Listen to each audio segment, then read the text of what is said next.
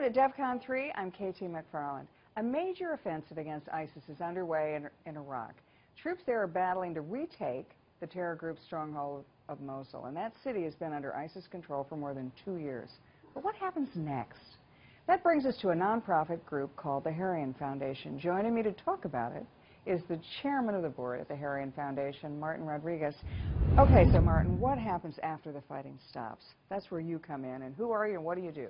Great, yes, thank you for having us. The Heraion Foundation is a 501c3 not-for-profit comprised of ex-elite military, UK and US, and what we do is we work at the front lines of conflict areas and working with people like this, people who are unable to flee, so usually women and children, elderly, and provide them assistance.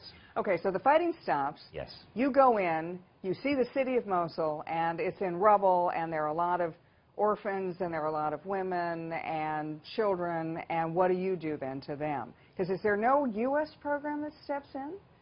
Actually, there is no U.S. program. In fact, the UN says that this could be one of the biggest humanitarian disasters in a long, long time.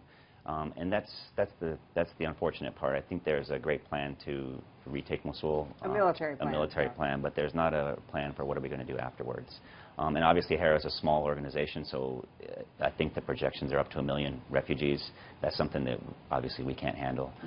But there needs to be something in place for something like that. So what happens then? These are refugees. These are people who fled other parts of Mosul, who've been in bunkers for the last 2 years. You go in and do what for them? We provide food, clothing, and basic necessities, the stuff that they're going to need right away. Those that don't have family anymore, they were either captives, they were sex slaves. Those we take to an area, one of our safe houses, or to one of the refugee camps that's in Kurdistan. And there we provide, along with our partner groups, mental health counseling, checkups, those kind of things, and get them kind of back on their feet.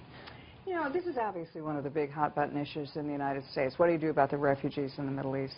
You know, do you bring them to the United States as immigrants? Do you have safe zones? Both Trump and Clinton have talked about safe zones in the region.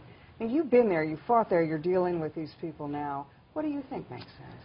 I think there needs to be a holistic approach, an ecosystem to taking care of these, the young kids and the women that are there right now.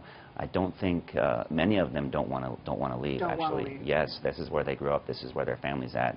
Unfortunately, you have non-state actors such as ISIS, which have taken over large swaths of both Syria and Iraq, and that's kind of where our specialty is, working on the front lines of conflict zones around the world. Where other NGOs aren't able to operate, we have those type of skills.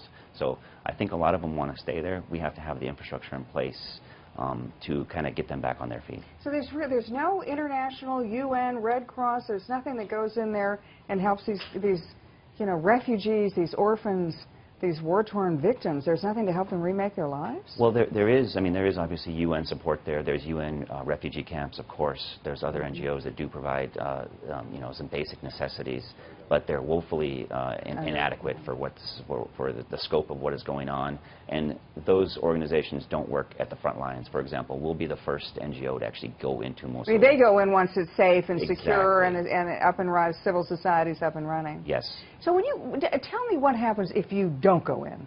I mean, I read that there are now 4 million children who are not in schools, who are just, you know, rootless in the ISIS, in the areas that we've retaken from ISIS. So what happens to them? That looks to me like it's another generation of jihadist fighters. That's exactly right. That's why we believe in a holistic approach to preventing the extremism of tomorrow by tackling it today. And part of that is getting these kids into schools, having an approach for them to have a system where they can kind of grow and not get sucked into this ideology. Right. How do we find you? People are looking at this. They're horrified at what comes next because there isn't anything that comes next. Sure. How do they find you? How do they help?